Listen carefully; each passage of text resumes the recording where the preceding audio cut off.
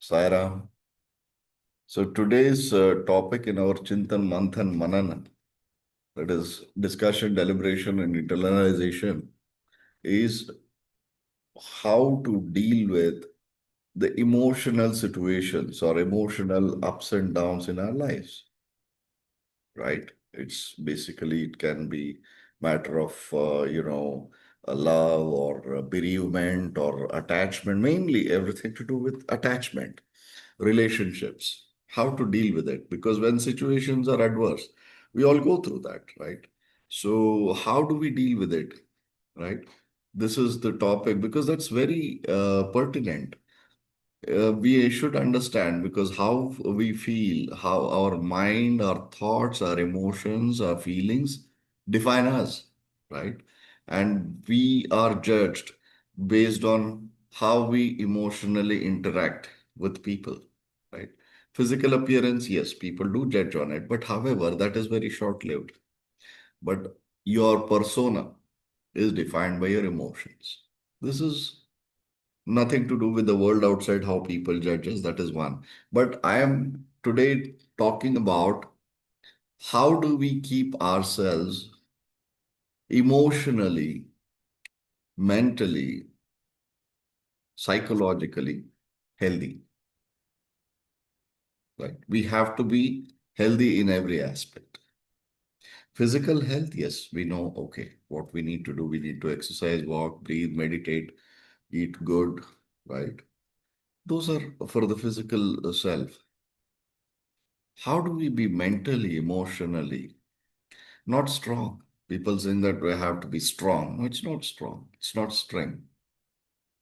It's being neutral. It's being rational. It's being very calm, analytical, and be what we should be, right?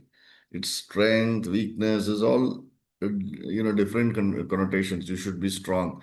You should be, when you have to be soft, you can't be strong, right? When you have to be strong, you can't be soft, or vice versa. So you have to be neutral, and you can't sway. You will take the position of what you need to be in that given time. Now, this is so long as how we interact with the world outside. But now, the actual thing is how healthy we should be from within. That is the topic. That is the main subject of today's discussion. Now, we all have some or the other attachments. We all have strong attachments, bonding. It can be any kind, any kind of attachment. It can be love of with the opposite gender, or it is in marital life, or anything, everything which is one of the most strongest feeling or an emotion is the attachment. More often we call it as love, right? But if you see in Arishad Vargas, Shad Vargas, they are like, some things which are not good for you.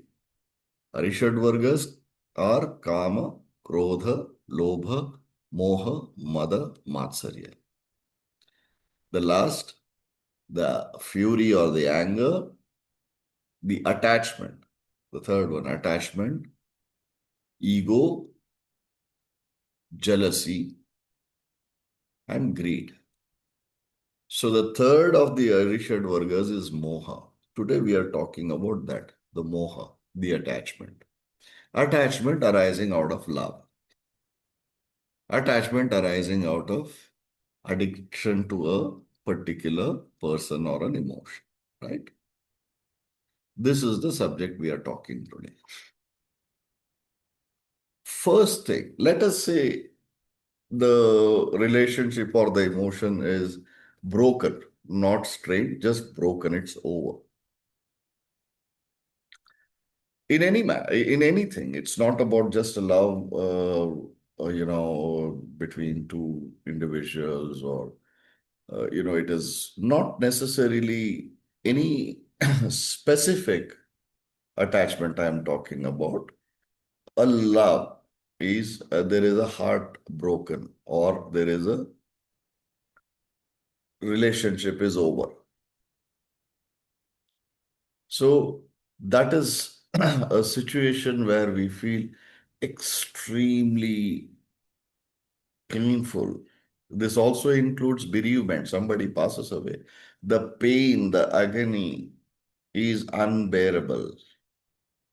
And that experience of our lives, if it is a physical injury or if it is anything to do with physical self, you can always go to a doctor. You can take a third person's, help, opinion, or whatever. When it comes to this, yes, there are psychiatrists and psychologists and counseling and this and that, but that has very limited, effect.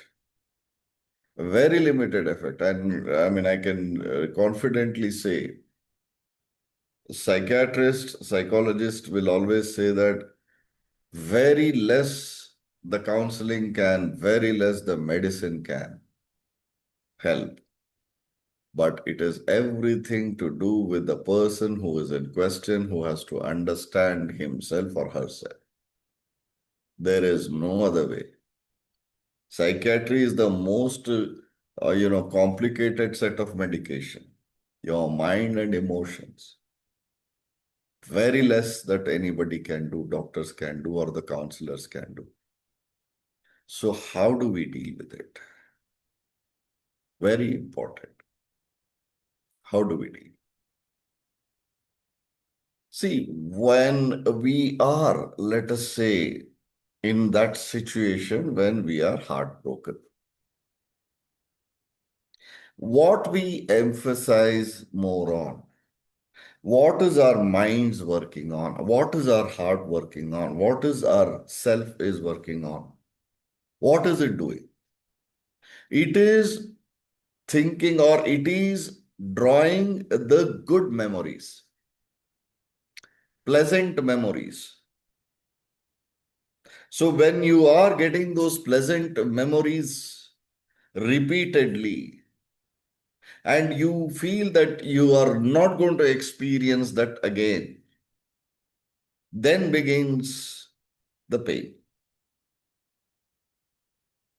That is the problem. Primary problem is when you are with that person, when you were with that person, what are all the pleasant moments you had? We don't consciously think about the pleasant, good times we have had, good memories we have made. It happens by default. We are wired that way. So when that is the state and the conflicting thing is that you are not going to experience or you're not going to live that moment again, begins the problem. There it triggers. First thing to address. There are 4, 5 steps to address this. So the first thing is this. So how do we do that? Do we flip towards the negative memories or the bad memories? Every relationship or everything has good and bad memories. Do we flip towards negative or the bad memories? No. That is stupidity. You will harm yourself even more. But what we should think about here, the mind comes into picture, we come into picture. What we should address is the truth, the facts. Good memories are aside. It makes you feel good. But to counter that, because that is detrimental to your emotional state and self, so what to do to counter that is focus on the fact, focus on the truth. The person is not going to come back. It's over. It's a truth. Only then you can move on. Denial of the fact or the truth is the cause of pain. Don't deny. This is the truth. Accept it. Buddha says the same. And Buddhism have a little different approach to the emotional state of people by saying that there is pain, accept it. I wouldn't say that. Accept whatever there is. This is what it is. It is what it is. You are helpless. But do you really want to help the situation? Because you are focusing on the good memories only. You're not focusing on the truth. Truth can be anything. The person is gone. It's over. Even in the case of bereavement, somebody has passed away. Yeah, it's gone. Oh. No matter how much you cling on to that, your memories will start creeping in always, but there is no point. This is the truth. So, first step is the primary cause of your pain, emotional pain, is the memories, the good memories, which is not something which you should brush aside. No, you should not. Let it be. That doesn't mean that you should hop towards the negative. Oh, that person did this to me. He was mean or she was mean. It was not what I deserved. I was cheated upon, blah, blah, blah. So many things. Then why are you clinging on? The reason is you are very selective about your good memories and they are stronger than your bad memories. That is why you are still in pain. So what we should do? First, accept the truth. It is what it is. You accept whatever it is. Number one, because there is nothing which we can do. Second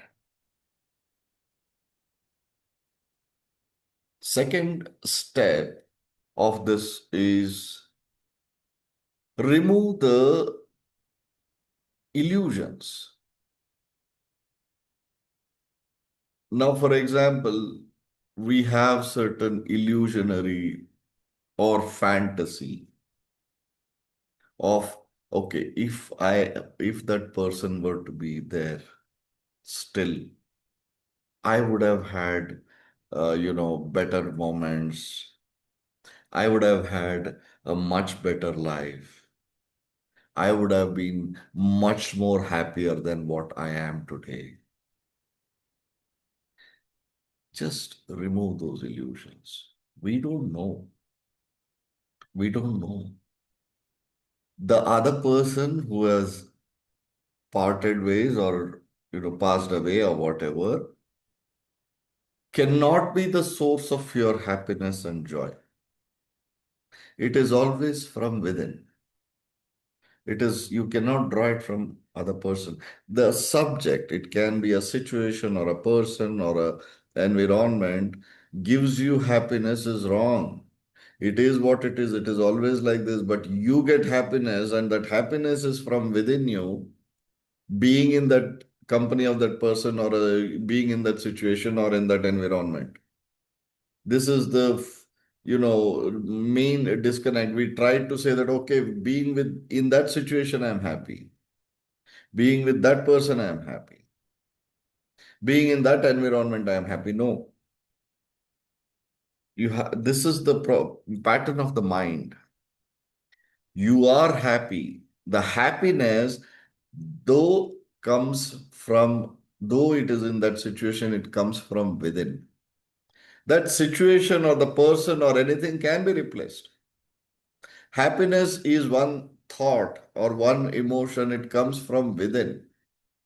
So, these darshanics or the philosophers give it in a happiness cannot come from outside, it is from within, which is true, but they put it in a very, philosophic way. But the fact, what we are looking at is in a very, very rational way. Happiness is an emotion which is from within. It can be an emotion which is arised out of your own self situation. Some people feel very happy looking at themselves in the mirror, listening to their own voice, obsessed with themselves or narcissists or whatever.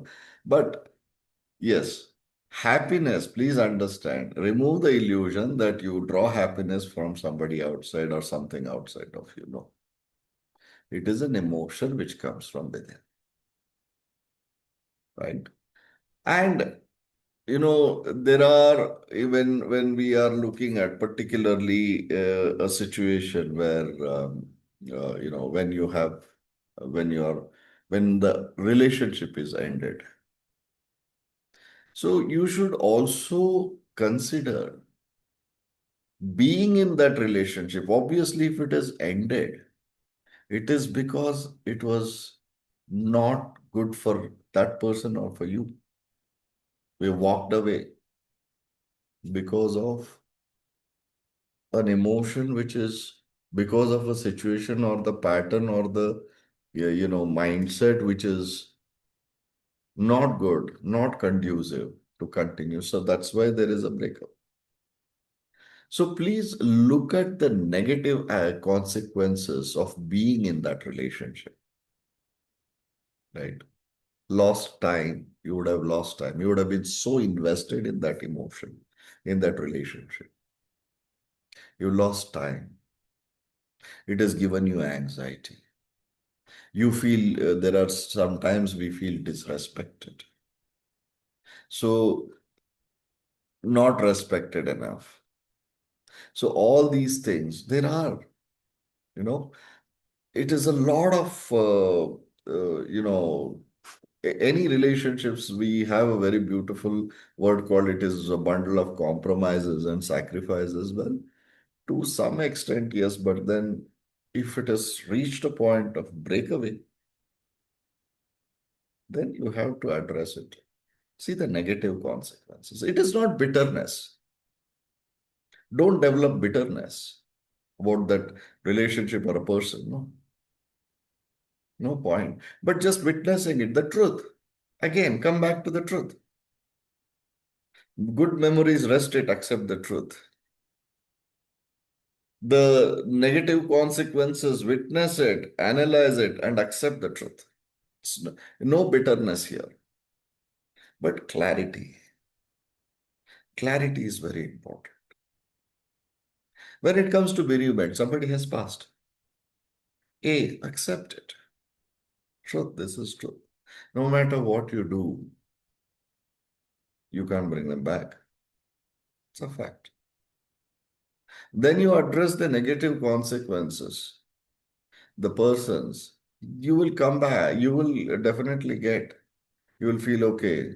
Sufferings, the pain, the kind of health issues, the complications. So many things could have gone wrong. Take it, accept it. Not trying to balance your situation with taking the adversities. No, it is not bitterness. It is clarity, acceptance. Helpless. We can't do anything about it. It's over. That's the only way we can. Otherwise, you can't move on. You can't carry on with, uh, you know, you can't carry on with life, right? So now the other third point, which is the emotional chemicals in the body. We always think it is a destiny. Yes, it is. Destiny is for sure. But today we are working or we are addressing it at a much more lower or a shallow levels, which is our day-to-day lives. We are not taking the spiritual aspect, destiny to that extent. We are not going to the extent of destiny. We are just going by the current situation that we are in. So as I said, these attachments is the main thing. the good memories, the attachment, the illusions, like, I would have been so happy with that person if that person were to be in my life, or if the situation had repeated itself. If I were to be in that environment, I would have been happy. That is the attachments, the illusions. We have to address that. Then comes the chemical aspect in our brain. Please understand, we are just a chemical factory. Your DNA, RNA is a chemical, organic chemistry. Everything, our body, the whole thing is chemistry, right? Organic chemistry. So there are two chemicals or two hormones in a body. Based on these memories, they get released. Imaginary or illusionary situations where we are with that person or who has moved on or separated from you or passed away or whatever, or the situation or the environment or whatever, that releases two hormones, dopamine and oxytocin.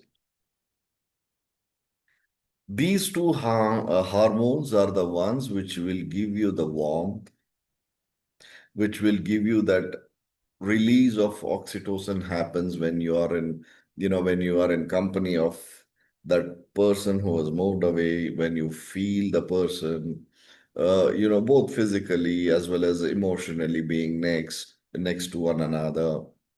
And the dopamine release happens when you do something good, when you feel good, and when you feel rewarded, when you are rewarded for what good you have done, then dopamine releases. This is basically a cycle. These hormones will release in the body. When these negative situations, when there is a heartbreak or when there is this bereavement or something, these hormones will not be released in the body. The tricky situation is the more it releases, when we think about the good moments in that situation, you are addicted to that. So you more and more and more think about the same thing repeatedly. And you feel that the dopamine is releasing. And the flip side is then the negative thing comes where it says that, okay, it cannot happen, it cannot come back, it cannot, it is over, it is over, it is over. Then the depression begins. See how the chemistry works. One way, the more you think about the person, there is a release of oxytocin and dopamine. And the flip side, you start thinking in your emotional state, you always feel good when you think, okay, fine, it was nice. Then you feel happy. The moment you feel that, okay, it's not going to happen, it's over, then the depression kicks in. The same hormones will elevate and deplete, elevate and deplete. Emotional imbalance, depression, ida pingala, what I always say, ida to pingala, pingala to ida, the sway between the nadis. Please understand, we'll keep the destiny aside, but the reaction, the emotional state is, when it comes to our physical self, is purely act of chemistry, hormones. Sudden spike in happy hormones. There are four mainly: dopamine, serotonin, oxytocin, and endorphin. But in this situation, what works is dopamine and oxytocin. They just spike, and suddenly there's a drop. Memories, good memories will take you to that emotional state. There is a huge release of these hormones. The moment you realize that it is not going to happen, it is over, sudden drop, spike to drop. There's never a balance. This ups and downs is a cause of our depression. I'm just explaining what to do about it, how to address this. We'll come to that. But, how to address this? Now, imagine or analyze and accept another level of acceptance. But you have to think, particularly in terms of, in our relationships which are over. How do we address that? You have to think the positive aspects of life without that person. Peace. Don't misunderstand that with that person you are not in peace. No. You are at peace because that what is over is over. It is not going to come back or it's not going to happen again. That acceptance will bring you that peace. You're at peace. Done. So accept it. New energy. You get that boost of new energy. Trust me. Once you accept the truth, then you get the new energy to move on in life. You feel that, that, okay, there is life beyond that person or a relationship or an emotion. You will move on, but that gives you that boost of new energy. You will smile, you'll be cheerful. The balance in your hormones is taken care. Both, dopamine and oxytocin, they are normal. There's a steady release of both. So there is a balance of all these things. So you can move on with a new energy. You accept it. Then the whole matter is put to rest. Denial is a problem. Acceptance is the solution. If we be in denial, you will continue to be in suffering. The moment you accept, you will find peace. Then there is a new energy. What comes of this state of accepting the truth and emergence of new energy? The truth is freedom. Freedom is most misconstrued opinion. People have a very, very, wrong opinion about freedom. Freedom is not about free to move, free to talk, free to do whatever you want. Freedom is from the clutches, the emotional clutches, which is within you. You are in the prison of your emotions. You are imprisoned. Your feelings, your emotions, your thoughts, your entire existence is in a prison. And that prison walls are these: the past, clinging, denial,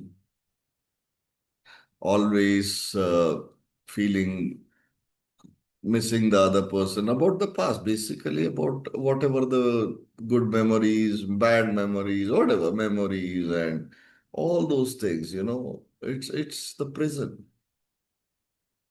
The moment you accept the truth, you started breaking down the shackles.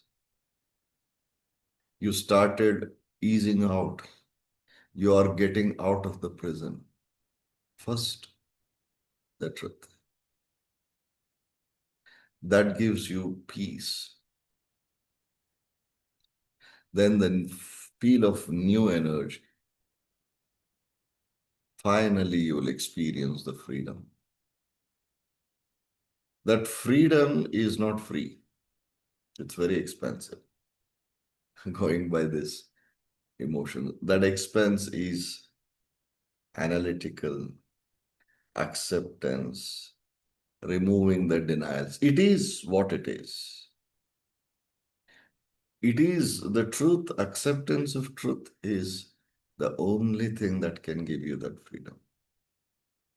The other tools are just, the being in that situation. What are all the negative things? Like, you lost time spending brooding over that matter, or that it has given you anxiety, it has given you your depression, you've been disrespected.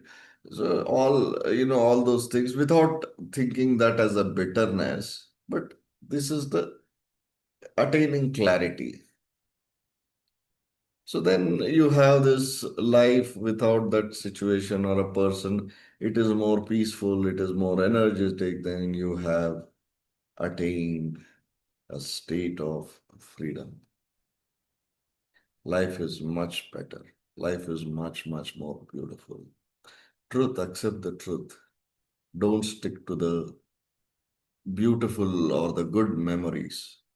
Truth is more important. Acceptance. Don't be in denial. In other words, mourn and move on. Just mourn. Mourning is necessary. The mourning in this context is analyzing, accepting the truth, analyzing your own self, whether how you were in that situation. Despite that, you are expecting that situation back in your life because of the good memories. Put it to rest. Analyze. Just imagine a life without the situation which you are missing. Freedom, peace of mind, new beginning, new energy. So that is the period of mourning. Then move on.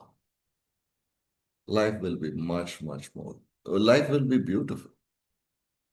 So we need to understand and we need to address this emotional state more rationally, because as I mentioned, this is one situation. Even the psychiatrists and psychologists, the doctors, everybody says that there's very little the medicine and the counseling can do. That help in this given situation has to come from within, not from something outside. Right? And now, the conclusively, how we Saipanthis do, the Shunya Kriya practitioners manage the situation. We balance the nadis. We witness the breath. We keep our attention on Anahata and, do our dhyana. Mother Kundalini takes care of it all. You are in a perfect harmony with yourself. You have come to a state where you are completely balanced. And in one word, if I say that we have attained a state of being a sthita prajna. Sthita prajna is very calm, composed, and stable, but not that any shallowness in emotions, but acceptance of the truth, and the situation or the memories are good or bad. We are sthita prajnas because we know this too shall pass. Four magical words. This too shall pass. That's it. That is how we, as practitioners of Shunya Kriya, live our lives. right? Few words on this very delicate subject. Hope I could explain as much as, I mean, I've given my best. So hope I could explain it. Thank you. Thanks for the patient hearing. Sai Ram.